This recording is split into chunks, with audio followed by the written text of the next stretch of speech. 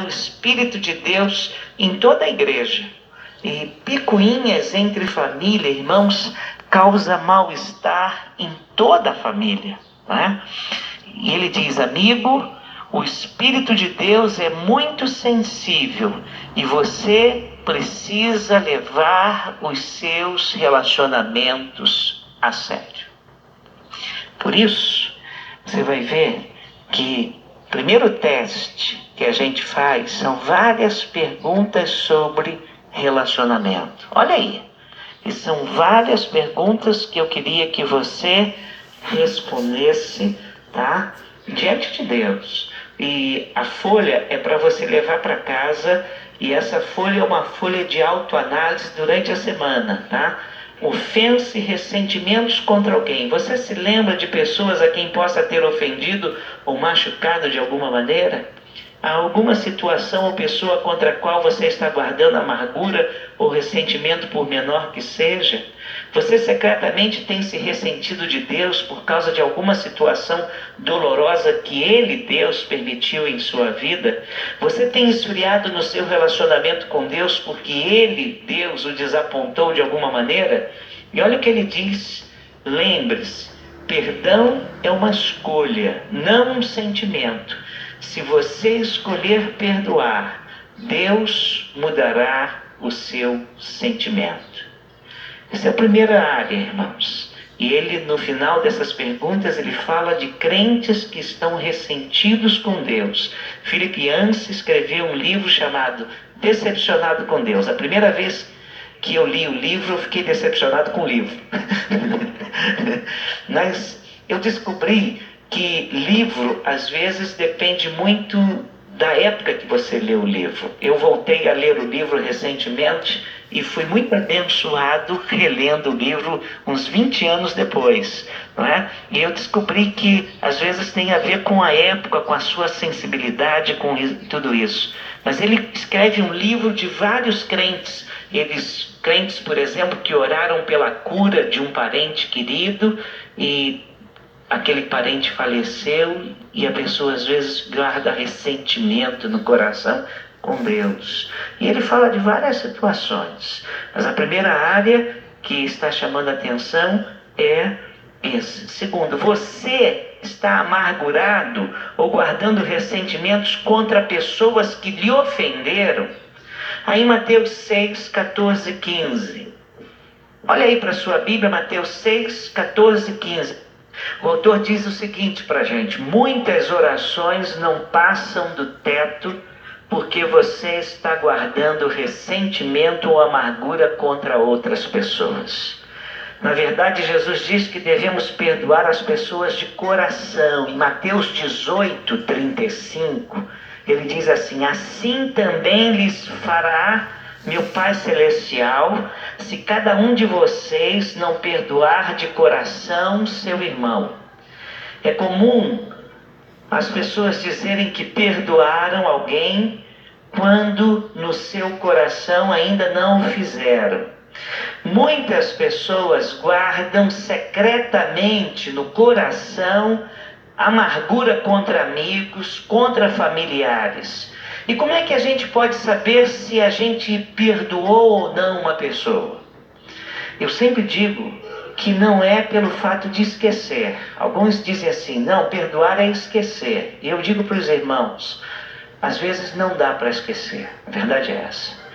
Esse computador de bordo aqui que Deus colocou na nossa vida, no nosso corpo, ele tem uma memória RAM fabulosa. Nós nos lembramos de muitas coisas e às vezes não dá para esquecer. Às vezes é impossível esquecer. Mas eu descobri, não é acho não. Você quer saber se você perdoou ou não aquela pessoa, aquela circunstância? Quando você se lembra do caso, dói. Quando você se lembra ao ver aquela pessoa, dói. Se dói, ainda não cicatrizou e ainda não foi perdoado. Ainda não foi curado. Olha aqui, ó. Vocês estão vendo aqui? Eu tenho entre o dedo médio e o anelar aqui na esquerda, eu tenho uma cicatriz de uns 5 pontos, 4, 5 pontos. Quando eu tinha 9 anos de idade, eu, burro pra caramba, fui cortar um abacate com faca pontiaguda. Peguei o abacate assim e uma faca pontiaguda fiz assim, ó. E botei a ponta da faca aqui e levei 4 ou 5 pontos. Eu estou falando isso para os irmãos que eu vejo sempre a cicatriz a cicatriz que ficou. 4 ou 5 pontos aqui. Mas irmãos, eu passo a mão, não dói. Foi cicatrizado, foi devidamente tratado, hoje ficou a marca. Mas quando eu me lembro, não sinto dor. Sabe, você quer saber se você já perdoou alguém que lhe tratou mal? Alguém que lhe fez uma coisa ruim, alguém que lhe ofendeu, que magoou? Quando você se lembra daquilo, está cicatrizado, não dói mais. Quando você se relaciona com essa pessoa, você dá uma volta para não passar perto da pessoa, você evita a pessoa, tá? Não estou dizendo que você precisa ficar bajulando a pessoa, mas se você evita a pessoa, se você fala mal da pessoa, se aquilo fala sem vergonha, ó, vou contar uma coisa que um sujeito fez, a cachorrada que ele fez comigo, se você sempre está relembrando, se sempre está voltando, e quando você fala ou fala mal com uma alegria muito grande por falar mal, vou esculachar esse sem vergonha, porque o que ele fez comigo eu não me esqueço, sabe?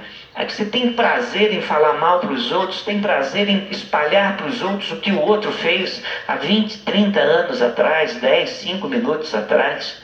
E quando você está com aquela pessoa, a maneira como você se relaciona com ela é afetada por aquilo que foi feito, é um sinal de que ainda não está resolvido o assunto, né?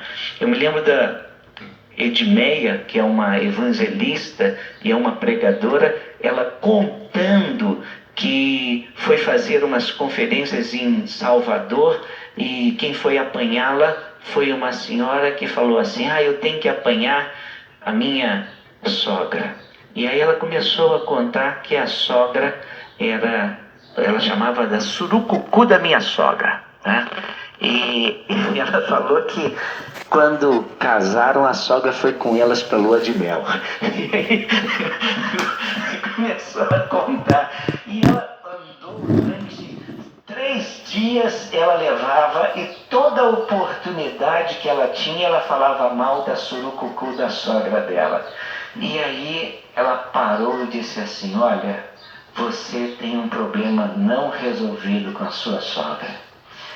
Enquanto você não resolver esse problema, você vai ser uma pessoa marcada. A sua sogra está dormindo lindamente e você, com esse ódio que tem, destilando esse ódio durante todos esses anos, ou você resolve isso com a sua sogra.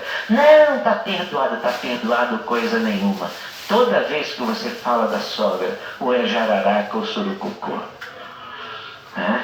Então, irmãos, eu quero dizer o seguinte: você quer saber se perdoou?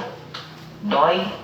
Se não dói, é possível que você tenha perdoado e vencido a situação.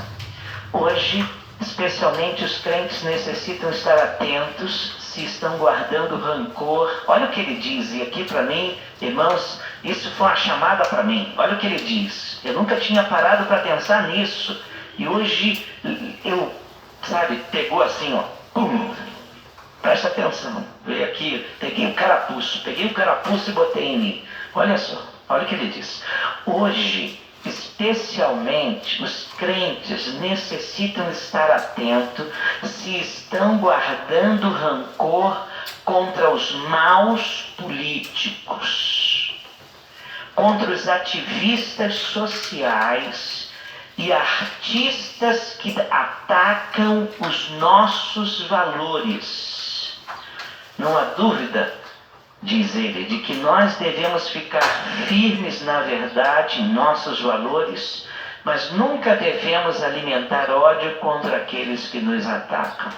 E o que me atacou aqui nessa palavra dele foi maus políticos, que a minha minha indisposição contra maus políticos é muito grande, irmãos.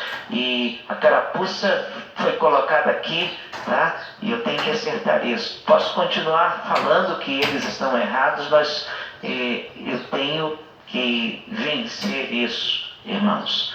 E isso me fez lembrar que quando nós começamos aqui a fundação do nosso prédio aqui, nós recebemos uma notificação de que um vizinho nosso estava nos colocando na justiça. Nós pensávamos que era um dos vizinhos aqui que estavam criando caso em função da fundação do novo templo.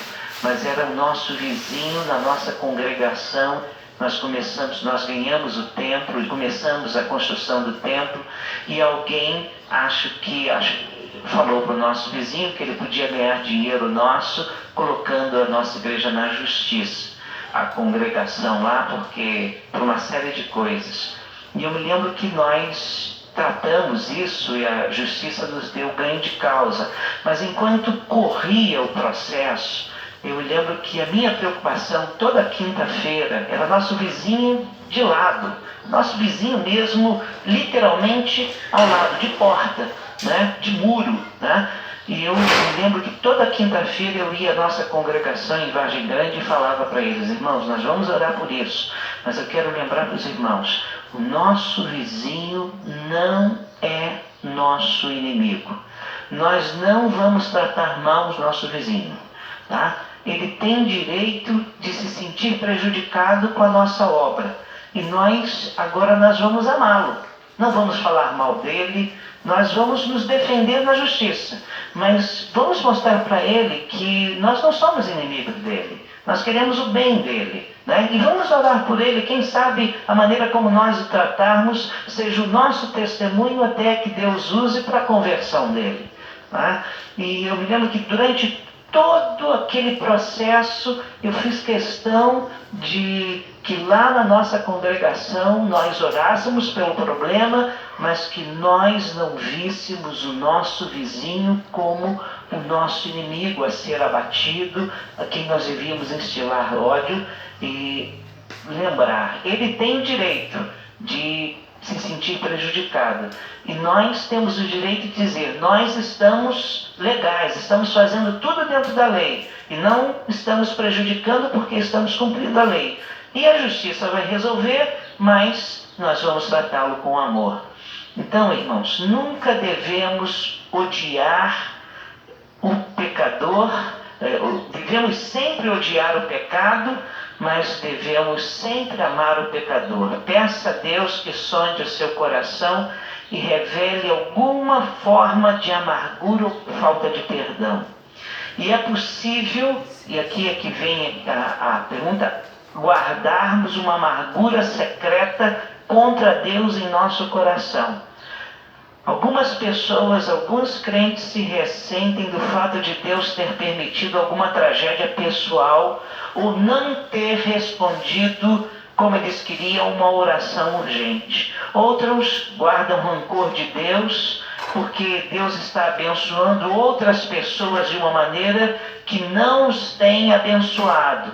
E muitos crentes têm esfriado na fé, têm esfriado na sua adoração, porque estão decepcionados com Deus e estão feridos, tá? E isso deve ser colocado diante de Deus e a gente deve pedir perdão a Deus, tá? Foram essas perguntas de relacionamento. Agora ele fala de uma segunda coisa, irmãos. Ele diz assim,